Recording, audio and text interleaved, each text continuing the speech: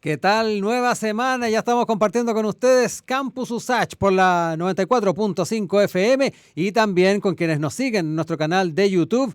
Bienvenidos y bienvenidas a una nueva edición de estos diálogos, de estas conversaciones que tenemos con académicas y académicos de la Universidad de Santiago sobre los temas de actualidad.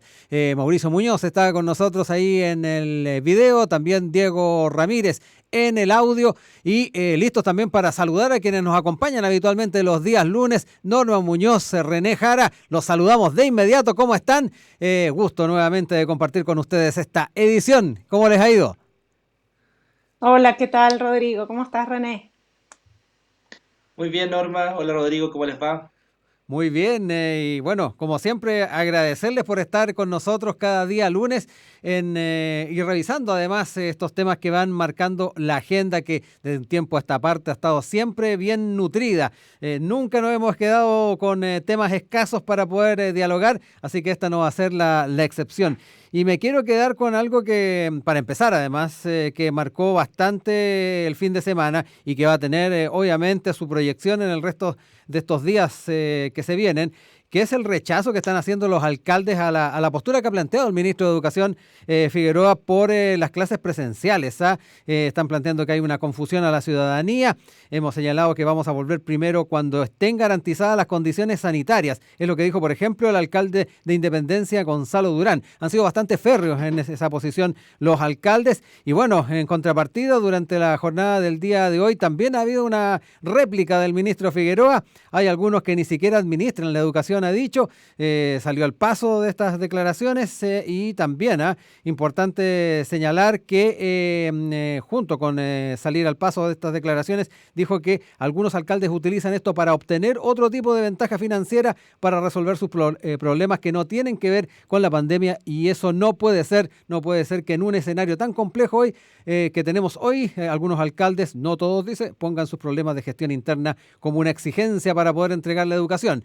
Ya han habido entonces varias escaramuzas en torno a este tema, pero ideal es irnos al tema de fondo que hay acá. La posición que no solamente toman desde el magisterio, Norma, René, sino que además lo que hacen padres y apoderados.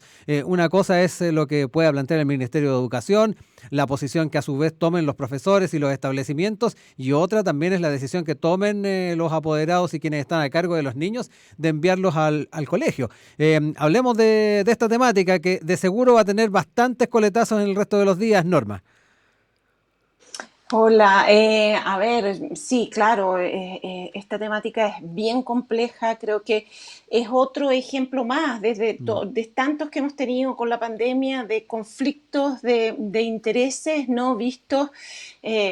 A ver, desde el punto de vista, como dices tú, por una parte Sí. está la población, está la salud de la población, por otra parte está el derecho a la educación de los niños. Por ejemplo, yo estuve revisando, las cifras son realmente complicadas, alarmantes, diría yo. UNESCO el año pasado hablaba de catástrofe generacional para América Ujú. Latina. Da una cifra, decía 160 millones de niños y niñas que no han podido asistir al colegio en la región, y sobre todo, y ya que estamos también con las cosas de género, dice que más de 750 millones de niñas están en riesgo porque son más proclives, dicen, a absorber el trabajo doméstico y sufrir violencia intrafamiliar, y que es posible que 11 millones de ellas no vuelvan nunca más al Ujú. colegio.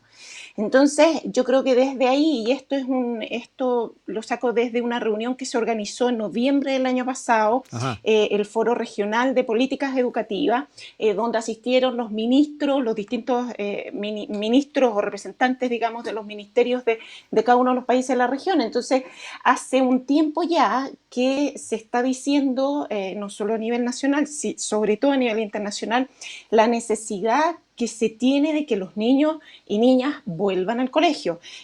Ahora, ¿en qué condiciones? Claro, tenemos que debatir sobre eso. Ujú. Yo personalmente conozco bien el caso francés, donde fue bastante complicado mantener las clases. Creo que se necesita, ese caso enseñó algo que es vital en política, que es tener el respaldo político para hacerlo. El ministro de Educación ahí está, sigue siendo tan legítimo Sí. como antes, aún con toda la guerra que ha tenido que librar con una serie de sindicatos, incluido el profesorado. Yo tengo un contacto dentro del ministerio, alguien cercano al ministro, y me acuerdo que este verano conversábamos y ella me decía, oye, ¿subiste las cifras internacionales? Que Chile estaba en una pésima posición a nivel Ujú. latinoamericano respecto a esta pérdida de clase. Por lo tanto, sí hay que tomar decisiones al respecto. No va a ser fácil, no va a ser fácil. Yo creo que desde un país donde la educación sí es pública, como Francia, donde cuando el presidente dice se vuelva a clase y esto es obligatorio, se hace obligatorio porque la educación es pública y por lo tanto el Ujú. Estado le corresponde la última palabra al respecto, caso que no tiene Chile y que plantea justamente esta dificultad, que al parecer fueran los alcaldes que tienen esta decisión, no el Estado, y por lo tanto ahí viene un conflicto adicional. Pero yo decía, teniendo el caso francés, ¿cuánto le costó a ellos mantener los colegios abiertos? Va a ser complicado para nosotros, sin duda, Ujú. pero hay que hacerlo. Sí. Oye, René, también es importante saber cómo tú has estado viendo en perspectiva lo que ha estado ocurriendo en torno a las clases, mirando un poquito también para atrás. Recordemos que este debate ya tiene bastante tiempo, el ministro ha mantenido esa posición desde un comienzo de la pandemia y es esencial también saber cómo te aproximas tú al tema, tomando también algunos de los elementos que Norma puso sobre la mesa, en particular el daño generacional que trae en torno a la educación y particularmente los contenidos que van a ir recibiendo estos niños, niñas y adolescentes, donde va a haber un déficit me da la impresión, bastante notorio. Sí, es un déficit notorio, creo yo, y yo comparto la visión de Norma. Yo creo que es absolutamente necesario volver a clases, sobre todo en los niveles básicos y medios también, ¿no? Creo que se pueden hacer soluciones, digámoslo así, parceladas, ¿no es cierto?, según los Ujú. niveles, según las necesidades propias del proceso educativo, pero aquí yo creo que todos los expertos están bastante claros en augurar, ¿no es cierto?, una catástrofe, un terremoto se hablaba la semana pasada, a propósito de un informe, ¿no es cierto?, que decía que había un retraso, ¿no es cierto?, del 60%, ¿no es cierto?, en Ujú. los conocimientos o aprendizajes que debían tener los estudiantes. A mí me parece que eso tiene que estar muy presente y creo que el tema de la vuelta a clase ha sido muy manipulado, al igual que en otras instancias, ¿no es cierto?, con el tema de la vacuna, en fin, y con otros temas que tienen que ver con la apertura. Creo que hay actores que han intentado posicionarse frente a eso. Me parece que es del todo, si bien la preocupación sanitaria es Ujú. importante, me parece que es del todo mezquino tratar de sacar réditos políticos a partir de una situación que compete a los niños, ¿no es cierto?, a los niños y niñas del país. Finalmente ellos son los depositarios de este catástrofe. Ujú. Y por Oye, último, claro, o sí. sea, decir y mencionar que en el fondo esto no ha sido en ningún caso una cuestión fácil en los países, pero yo diría que en la amplia mayoría de los países las clases no se han suspendido y ese es un dato que se dice poco, ¿ya? Ujú. Cuando uno mira el caso danés, el caso francés, el caso incluso español, ¿no es cierto? Las clases en esos países que pasaron por una primera ola muy fuerte no se suspendieron, Ujú. se suspendieron por periodos muy cortos. Y en ese sentido yo considero que había ahí una cierta, un uso político, ¿no es cierto?, de la vuelta a clase. ¿Cómo también no? Disculpe, esto es Sí. súper poco político, Ujú. políticamente correcto decirlo, pero no es que yo esté de acuerdo con el ministro Figueroa, creo que sus maneras son absolutamente inapropiadas, ¿no es cierto? Y justamente lo que uno quiere hacer es valorizar, ¿no es cierto?, la escuela, el rol de la escuela, el rol de los liceos, de los colegios, es justamente valorizarnos en el partner, ¿no es cierto?, que tú tienes que tener con el colegio de profesores. No puedes ir divorciado y en eso el ministro equivoca absolutamente el rumbo. Ujú. No obstante, el objetivo que se plantea es absolutamente necesario. O sea, esto va a ser una catástrofe porque tienen que tomar en cuenta que las clases no se suspenden simplemente por la pandemia, también se suspendieron importantemente por el tema de estallido, ¿no es Sí, cierto? ahí Entonces partió. hay alrededor de 2 años, ¿no es cierto?, donde los niños no han tenido, y yo ni siquiera quiero hablar de las consecuencias, no solamente a nivel educacional, sino que a nivel familiar. Norma nos decía un dato muy importante, la feminización y el impacto que tiene esto en términos de género, ¿ya? porque no son solamente las niñas que no reciben educación, sino que son las madres que ven sobrecargada su tarea domiciliaria. Y sobre esto ha salido bien poco, fíjate, a propósito de todo el auge, ¿no es cierto?, que hay de feminismo. O sea, hay una absoluta sobrecarga sobre Ujú. los hogares y sobre todo sobre las madres, que sabemos que en Chile los hogares monoparentales son absolutamente mayoritarios. Entonces, Sí. yo creo que no solamente un asunto que debiera pasar por los alcaldes, y evidentemente los alcaldes han jugado un uso político, ¿no es cierto?, de la vuelta a clase. Norma, quedémonos con ese último aspecto al que alude René, ¿ah? La carga que ha caído también sobre muchas mujeres en el marco de esta pandemia, que ha tenido también sus repercusiones a nivel laboral en muchas de ellas. Pero también quiero hacer hincapié en las aprensiones que pueden tener, más allá de las decisiones que se puedan tomar a nivel político, los propios tutores o padres de estos chicos. Recordemos que puede estar vacunada los docentes, pueden estar vacunados quienes de alguna manera se desempeñan en el colegio, pero todavía falta el tema vacuna de los niños, y ahí es importante ver cómo vamos tomando las medidas para que ellos no sean tampoco vectores a la hora de llegar a sus casas. Ese es un tema que ha estado también presente en la discusión, y no olvidemos que este síndrome del PIMS también ha generado algo de alerta en padres y apoderados. Entremos en ese tema, no quiero dejar de lado también lo que dijo al final René, Norma. Sí, a ver, sin duda la vacuna nos está ayudando y nos va a seguir ayudando a tomar esas decisiones. Luego, de acuerdo a lo que tú dices, bueno, ahí hay un asunto, bueno, yo siempre lo miro en general desde el prisma, ¿no?, Ujú. del área que trabajo yo, que son las políticas públicas, es decir, en cuanto quiénes son los actores que van a tomar esta decisión, quiénes intervienen y quién tienen más peso, quiénes van a tener más peso a la hora de. Y en un país donde la educación no ha sido considerada como pública, sino hasta muy reciente en Chile, se le ha otorgado a ciertos actores más peso quizás, o se han acostumbrado a tener ese peso, y ahí yo incluyo a los padres. ¿Ah? Ujú. Y cuidado, que no quiero que se interprete lo que yo estoy diciendo, pero por ejemplo, yo hablaba del ejemplo francés. En Francia las clases estuvieron detenidas en su cuarentena de la primera ola, que fue bien Ujú. estricta, igual que la chilena y todo, pero luego cuando se comienza a abrir, que fue a partir del mes de mediados de mayo del año pasado, el presidente dice, bueno, vamos a abrir los colegios. No llegó casi nadie a los colegios, porque evidentemente los Sí, padres tenían miedo hay de enviar a temor. su hijo y todo, pero en un minuto el presidente dijo en cadena nacional el regreso obligatorio a clases para el mes de junio. Y los padres mandaron a sus hijos, es decir, la educación es pública, es gratuita, es de calidad, pero es el Estado quien toma la decisión al respecto, y el Estado te está diciendo a ti, padre, que debes mandar a tus hijos, es tu obligación, es tu deber. Ujú. Entonces, como buen ciudadano, los franceses y francesas mandaron a sus hijos, con ciertas excepciones, evidentemente, pero la gran mayoría volvió a clases, y desde ahí que están en clase hasta el día, con ciertas interrupciones por ahí en la tercera ola, etcétera. ¿Por qué yo hablaba de esto de los padres? Porque en Chile tuvimos ya un caso así, y es mi interpretación de lo que Ujú. pasó con la reforma de Bachelet de Educación. Cuando Bachelet asume con su mayoría de 60, algo por ciento, si no me equivoco, a la presidencia, su segundo gobierno, venía con esta agenda de la educación pública, gratuita, de calidad, etcétera. Todo el mundo estaba muy feliz hasta que por ahí se dijo que los padres no iban a poder elegir el colegio en el cual estaban los hijos, Mm. porque si la educación era gratuita, ¿cómo íbamos a gestionar todo eso? Y ahí eso no le gustó nada a los Mm. papás. Y ya la reforma educacional se empezó a caer porque tenía valores y principios que los chilenos no respaldábamos. ¿Y por qué?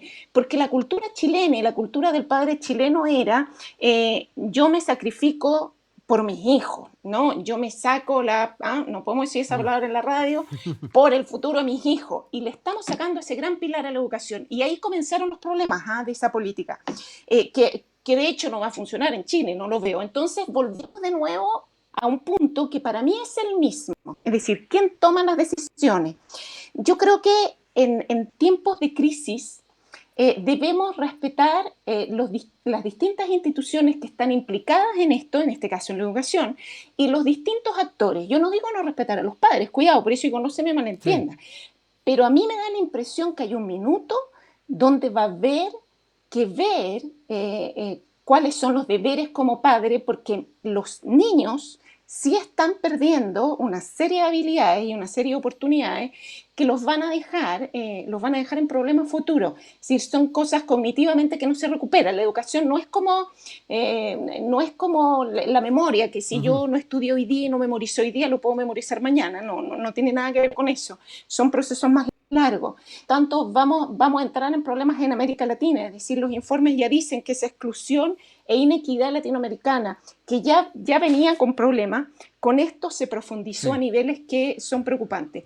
Y bueno, y a eso se suma, ¿qué cosa? El rol también, el rol de género. Es decir, el año pasado, no recuerdo bien la encuesta, si fue a principios de este año, el año pasado hubo una encuesta sobre los hogares, y un gran porcentaje de los hombres asumía que él no hacía labores de la casa, que las estaban haciendo las mujeres. Es el único estudio que yo conocí al respecto, y que fue bien alarmante respecto al peso que estaban teniendo las mujeres en los hogares, aun cuando sí habían ciertos porcentajes, ciertas cosas que alentaban un poco a que había efectivamente una nueva generación de hombres, ¿no?, más colaboradores en el hogar. Pero efectivamente a nivel general, las mujeres ha sido bien complicado. Yo tengo ganas de comenzar a ver ya en un tiempo, empezar a sacar información, por ejemplo, yo siendo académica en las revistas científicas, cuántos hombres publicaron en pandemia versus cuántas mujeres publicaron en Buen dato. pandemia.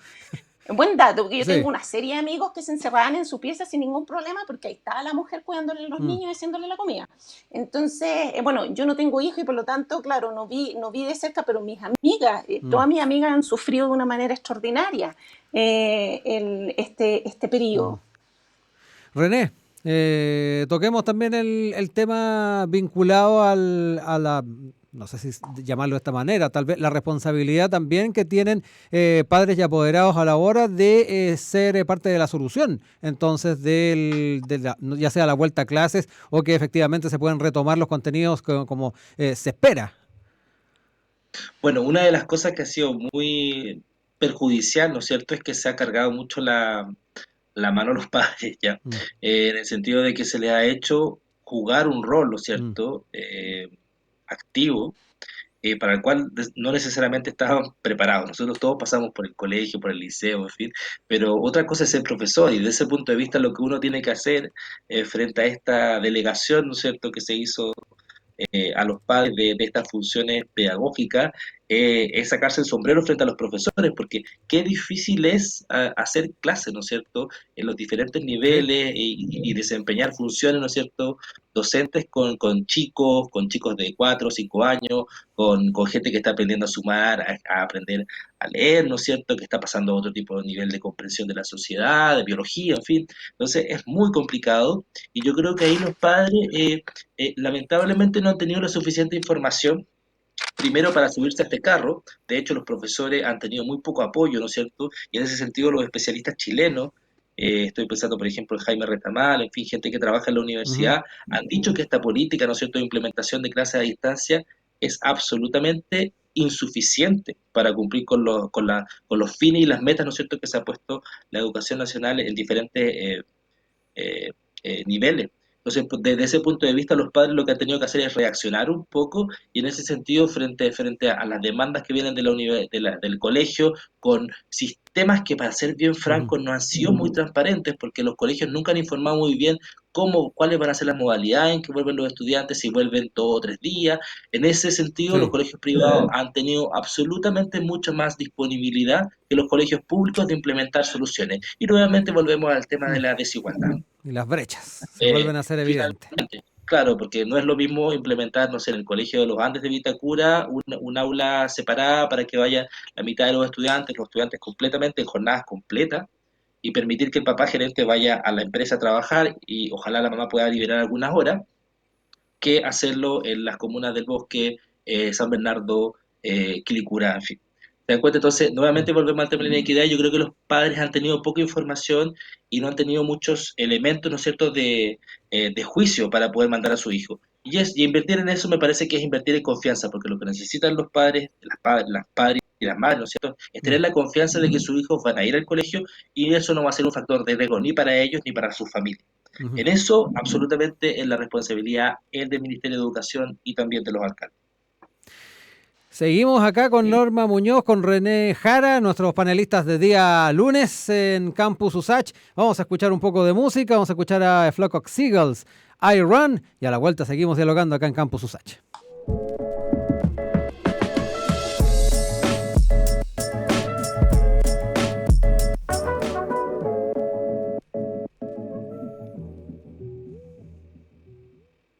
Ya estamos nuevamente con ustedes acá, como cada día lunes, martes, miércoles y jueves, con académicas y académicos de la Universidad de Santiago, dando vida a Campus USACH. Nos escuchan por la 94.5 en FM y también nos pueden ver en el canal de YouTube de Radio USACH. René Jara, Norma Muñoz, hoy día, como cada día lunes, compartiendo con nosotros. Y bueno, queremos seguir también tratando temas que van a dar que hablar, que van a marcar pauta, que es también un ejercicio que nos hemos planteado con Norma y René a poder realizar de aquí en adelante. Y bueno, esta semana, el día de mañana, sin ir más lejos, tenemos la cuenta presidencial, la última cuenta presidencial de Sebastián Piñera, que va a ser también interesante ver cuáles van a ser los principales temas que va a ir abordando. Yo quería traer a colación un tuit que publicó durante la jornada del día de hoy el diputado Vlado Mirosevich. Él decía, la mejor noticia que tendremos en esta cuenta pública de Sebastián Piñera es que será la última,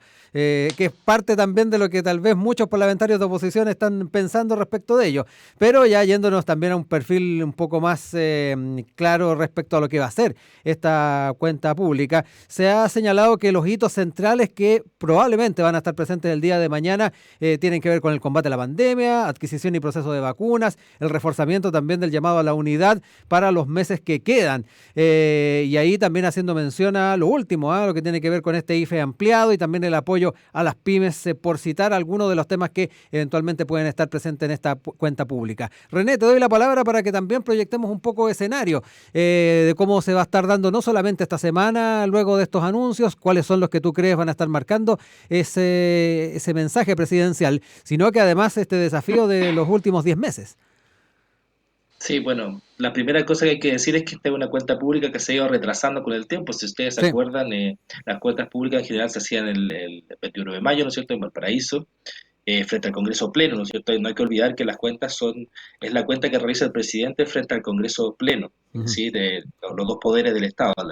Entonces, de alguna manera, lo que sí habría que decir es que es una cuenta pública bastante especial porque primero se ha corrido en el tiempo y segundo es una cuenta pública que ha sido diseñada, tiene una serie de características para que nuestros auditores lo entiendan. Primero es una cuenta pública con 50 personas, o sea, es una cuenta pública muy reducida, no va a haber la pompa ni el ceremonial, ¿no es cierto?, que había normalmente. 100 Por ser candidatos cuenta presidenciales pública, además. haciendo la distinción, eso sí, de Sí, que solamente hay una pretendiente, yo claro. no sé cómo llamarle, pretendiente, que va a estar muy presente, y quizá por ahí va mi lectura de la cuenta y el diseño que se hace, porque se cambia la hora, si ustedes se fijan, va a ser, nos anuncian que va a ser a las 15 horas, Claro. en ese sentido va a ser un horario bastante deslucido, ¿ya?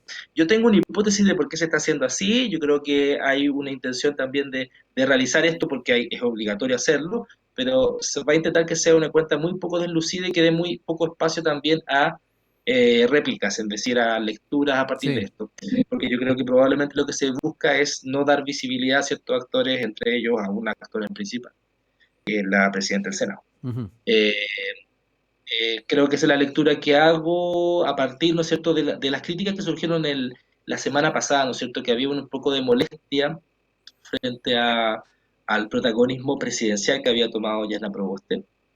Y el gobierno estaba un poco inquieto y un poco molesto con eso, ¿no es cierto?, Ujú. con ese protagonismo. Y por lo tanto, lo que van a intentar hacer justamente es hacer una cuenta que cumpla y que cumpla con lo obligatorio. Y ahí el subsecretario Osa, me parece, fue Sí. quien ya mencionó que iban a ser básicamente dos ejes los que iban a guiar ese mensaje. Uno, el tema del combate contra la pandemia, que es como el legado, ¿no es Ujú. cierto?, uno de los pocos legados que está llegando Piñera. Por supuesto, el programa está absolutamente en el olvido, el programa del gobierno fue absolutamente un fracaso, lo hemos dicho en varias instancias. Y segundo, el tema del proceso constituyente que se abre, ¿no es cierto?, con el acuerdo parlamentario y que se está implementando, ¿no es cierto?, en el gobierno. Yo creo que esos van a ser los dos grandes ejes sobre los cuales se va a versar este mensaje bastante inusual y deslucido desde el punto de vista de la pompa ceremonial republicana. Ujú. Oye, Norma, mencionaba recién al ministro Osa, René, y él los últimos días también dio algunas entrevistas y en la tercera planteó haber dado una salida institucional a la crisis social y el manejo de la pandemia serán parte del legado del presidente Sebastián Piñera. Entremos también en las lecturas que se pueden ir haciendo, también saber cuáles son las expectativas que tú te has forjado respecto a lo que se viene. Sí, mira, a ver, ayer en los medios también se hablaba de eso, o sea, en cuanto ciertas acciones que pueden haber sido más buenas o menos buenas son de este gobierno gracias a este gobierno. Es decir, a ver, yo ahí en este discurso el día de mañana espero dos cosas. Primero, honestidad para reconocer las cosas que quizás no se hicieron tan bien y que se podrían haber hecho mejor. Y segundo, humildad para reconocer que la intervención de una serie de actores, incluida la ciudadanía, permitió a este gobierno mejorar sus políticas o mejorar aquellas acciones que ellos mismos habían emprendido y que habían sido equivocadas o mal calculadas y no estaba abarcando con el total de la población. Y ahí me refiero a casi todas las medidas del gobierno desde el año pasado que han necesitado una revisión. Y esa revisión no ha sido porque el gobierno se ha dicho, oh, parece que esto no está tan bien, lo vamos a hacer mejor. No, ha sido porque hay una serie de actores involucrados a los cuales yo creo que también hay que reconocerles el día de mañana su rol en esto. Ahora, pasemos a tu pregunta, que yo creo Sí. que es el gran punto. O sea, en cuánto va a reivindicar este gobierno las buenas decisiones si es que efectivamente existieron, porque yo creo que en un inicio ninguna de esas decisiones, y sobre todo decisiones tomadas en tiempos de crisis, son excepcionales. En general siempre fallan y hay que arreglarlas, que era lo que yo les decía, que para Sí. mí por eso creo que se requiere humildad el día de mañana. Ayer un periodista hablaba sobre en cuánto estas acciones son resultado de cosas involuntarias, es decir, de algo que llegó, que hubo que obligar a decidir y que a partir de ahí empezaban a movilizarse, ¿no? Matamala que decía esta cosa este concepto de lo involuntario Sí. finalmente, o del nadie sabe para quién trabaja. Yo no me iría a ese extremo, ¿eh? Yo creo que efectivamente grandes políticos en la historia se han caracterizado o han ganado su liderazgo gracias a crisis como las guerras mundiales, ahí claro está Winston Churchill, en fin, una serie que se han caracterizado por tomar ciertas decisiones y por conducir Ujú. a un país a ciertos resultados en periodos de crisis. Ahora, eso nos llama entonces a evaluar, pero finalmente, a ver, como académica a mí no me toca decir si este gobierno ha hecho las cosas bien o mal. Yo creo que desde la ciencia política hay suficiente evidencia para entender que en tiempos de crisis las decisiones se toman de cierta manera. Se ha evaluado, eso ya está evaluado a través de la evidencia, que cada una de las acciones que este gobierno emprendió desde que comenzó la pandemia ha tenido sus errores y sus problemas. Y por eso yo hablo de la humildad, ¿no? Y de reconocer Ujú. estos otros actores que incluido el colegio médico que se salió, ¿no?, de la mesa y Sí. en fin, ahí hay toda una historia, ¿no? Y que bueno, aprovecho de decirlo porque yo encuentro que es lamentable que un actor tan relevante se salga de la mesa como si fuera un sindicato o si fuera, no, o sea, ellos son el colegio médico y tienen una misión también con los ciudadanos y creo que sería bueno que volvieran a esa mesa porque necesitamos que estén ahí, cada chileno necesitamos que el colegio médico esté Son en esa garantes de mesa. alguna manera. Exacto, Ujú. exacto. Y creo que ellos, dentro de justamente esta tendencia a politizar las cosas, a hacerlo, ¿no?, que ya lo hablábamos para el caso de la educación, lo decía René, de politizar ciertas cosas, caemos en ciertos errores y ojalá que tomen conciencia de eso y vuelvan. Ahora, yo decía, no corresponde decir si esto fue bueno o malo. Yo creo que aquí hubo acciones que no funcionaron, políticas que fueron muchas veces incluso incoherentes con lo que estaba pasando en la realidad. Y yo creo que sí, este gobierno perdió una gran oportunidad justamente de conducir un cambio. Lo que este gobierno hizo hasta el día de hoy ha sido reaccionar. reaccionar a la pandemia, reaccionar a todo lo que los actores decían. Muchas de las cosas fueron tomadas y fueron mejoradas, esas políticas. Es decir, se llegó a hablar de salario universal, es decir, de qué estamos hablando. O sea, se llegaron a hablar grandes cosas, conceptos importantísimos que vienen desde la socialdemocracia, ¿no?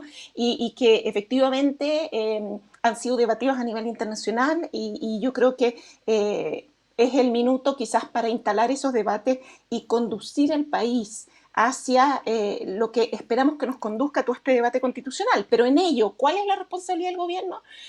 Yo no sé, yo por eso insisto, mañana yo espero honestidad y humildad. ¿Quieres apuntar algo más, René? Sí, bueno, hoy día yo pensaba en eso, ¿no es cierto?, en el tema del legado. eh, y pensaba en el fondo en el conflicto que se generó muy importante entre digámoslo así, los poderes del Estado, el presidente y el Congreso, ¿no es cierto? Y creo que, y yo pensaba en esta figura, ¿no es cierto? Yo que hago un poco de historia política, pensaba en la figura de Balmaceda. Y me decía, bueno, Balmaceda tenía finalmente ciertas convicciones y se las jugó, ¿no es cierto? Porque él creía que de alguna manera el Congreso le estaba pasando la cuenta y estaban tratando de hacer una mala jugada. Bueno, hicimoslo, ¿no es cierto? Claramente Piñera no es Balmaceda en ningún caso. O sea, creo que la gracia de Balmaceda fue que él privilegió de alguna manera unas ciertas convicciones que él tenía.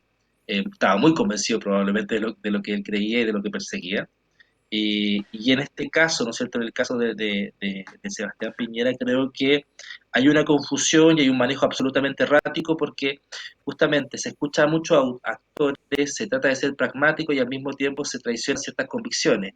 Y lo que pasa en el último 10% justamente es que trata de recular en el fondo, de atrincherarse ciertas convicciones que finalmente ya no tienen ningún sentido para su sector. Es curioso, ¿no es cierto?, este balance, lo vamos a ver, por supuesto, Sí. con más detalle cuando termine, ¿no es cierto?, este gobierno, pero lo errático justamente va entre esta oscilación entre posturas muy pragmáticas que podrían, por ejemplo, haberle permitido conducir al gobierno, tal como mencionaba, conducir los cambios, quizás, subirse a este carro, que Sí. habría sido una medida muy interesante. Yo pensé que en algún momento él iba a tomar esa opción, y las convicciones. Pero eso implicaba de alguna manera renunciar a ciertas convicciones y renunciar a los propios colores, ¿no es cierto?, de los partidos y de los adherentes que lo habían electo. Y en esa opción, ¿no es cierto?, en esos dos caminos, yo creo que él no supo optar. Finalmente eso va a quedar como, eso se lee evidentemente como una suerte de trato errático, ¿no es cierto?, una política errática entre convicciones y pragmatismo. Norma, para cerrar ya este tema. Sí, mira, yo creo que han habido grandes cambios y conducir, por ejemplo, ejemplos claros, es decir, es por ejemplo lo que hizo Lagos con la política cultural, es lo que hizo Bachelet con el Ministerio de la Mujer y la educación gratuita, que bueno, al final no fue tan gratuita, pero sí emprendió cambios concretos que nos van a llevar, yo creo que a buen puerto, espero. Este gobierno, lamentablemente, si pensamos, no creo que haya conducido alguna cosa, reaccionó y es distinto. Ahora, sí ha tenido asuntos del contexto que atacar y que abordar cosas que son importantes. Y eso es tanto un problema cuando no ha sabido responder como todavía una oportunidad, porque el gobierno no termina, de conducir finalmente en lo que podría llegar a establecerse a nivel, por ejemplo, de política social en Chile. Y ahí yo tomo todos los debates que están integrados dentro de la política social, que llevan años además de debate en el Congreso, y que podría conducir a algo interesante y quizás su legado podría provenir de lo que va a ser más que de lo que ya se hizo. Porque lo que se hizo no se hizo solamente con los actores del gobierno, se hizo gracias a la colaboración de una serie de otros actores, incluida la ciudadanía que dijo que quería una nueva constitución y que le está poniendo la presión al gobierno, y por eso el gobierno está cediendo en lo que decía René, muchas cosas que en un inicio no quería ceder, que no era parte de los valores ni principios que se juró defender como presidente de la República y que se comprometió políticamente, ¿no?, a defender con su coalición. Entonces yo creo que ahí hay cosas, el gobierno todavía no se termina, pero insisto, mañana honestidad y humildad, ojalá, vamos a ver. Estamos con Norma Muñoz, con René Jara en este Campus USACH de día lunes. Vamos a escuchar ahora a Chancho en Piedra en la música Dejando Libre el Amor.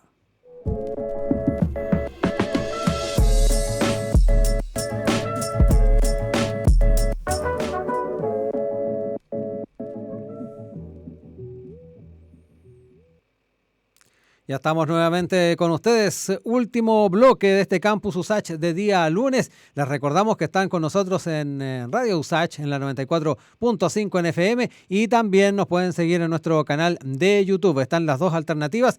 También en el canal de YouTube pueden verlo después. Estamos en vivo, en estreno, pero después pueden revisar el video que va a quedar de esta edición de día lunes. Recuerden que estamos también los martes, los miércoles y los jueves en Campus USACH con académicas y académicos de la Universidad de Santiago. Seguimos acá entonces con René Jara, con Norma Muñoz y ya cerrando en el último bloque de esta jornada para hablar de un elemento importante a la hora de pensar en esa convención constitucional que se viene.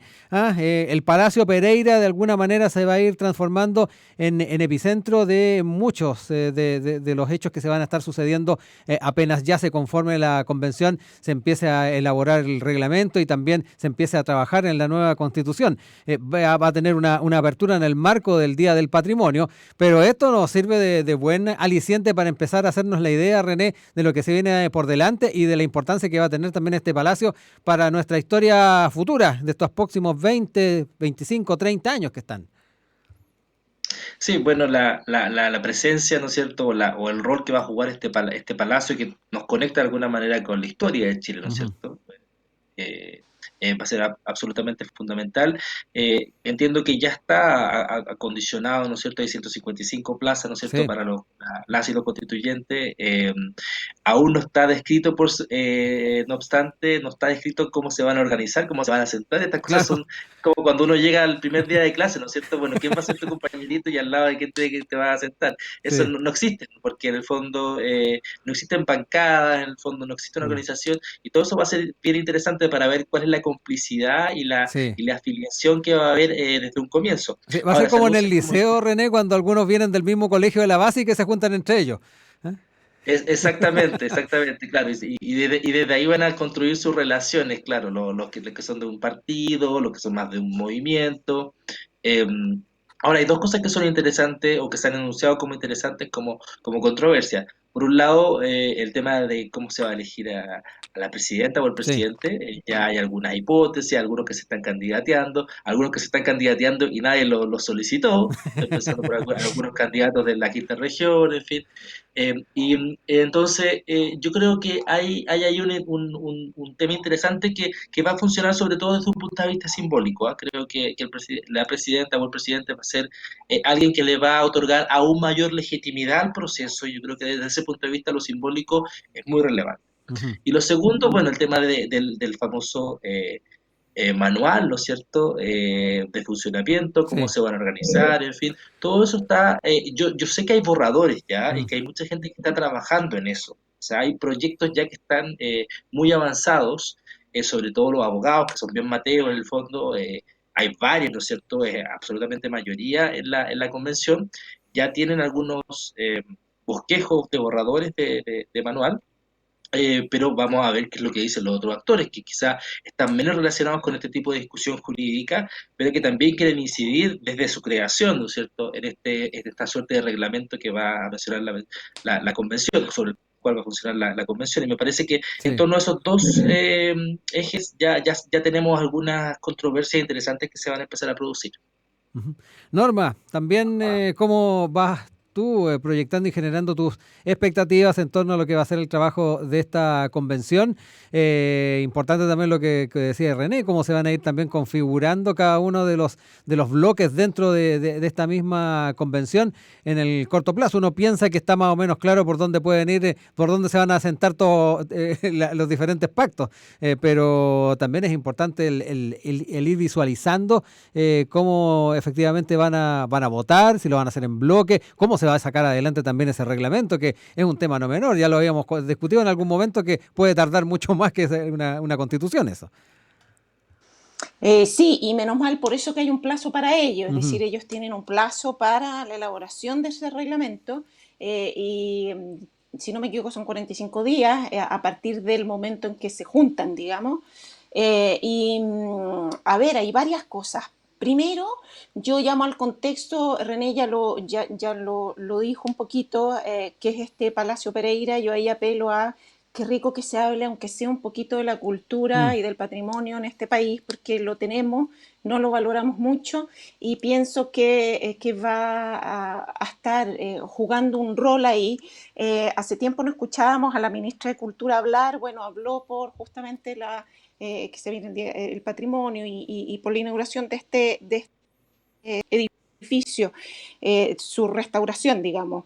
Entonces, a ver, eso primero, sobre todo que toda esta gente, todas las personas y actores del mundo de la cultura se han visto tan dañados en la pandemia a nivel mundial esto, sobre todo incluido países en Europa donde hay un financiamiento cultural de un Estado protector, han tenido problemas graves, pero bueno, eso se va a ir, yo espero ahora solucionando. Yo le agregaría un punto a lo que dice René, absolutamente de acuerdo con lo que él dijo, es decir, efectivamente hay un asunto ahí, evidentemente con este reglamento, pero yo creo que para mí una cosa vital y donde por lo menos estoy yo poniendo un poco las fichas, es decir, dónde hay que mirar esto, es cómo esta convención se va a relacionar con la ciudadanía. Es decir, en todo este contexto de efervescencia que tenemos, ¿no?, ciudadana, desde el movimiento social, sin 9 hasta no, la última elección de los constituyentes.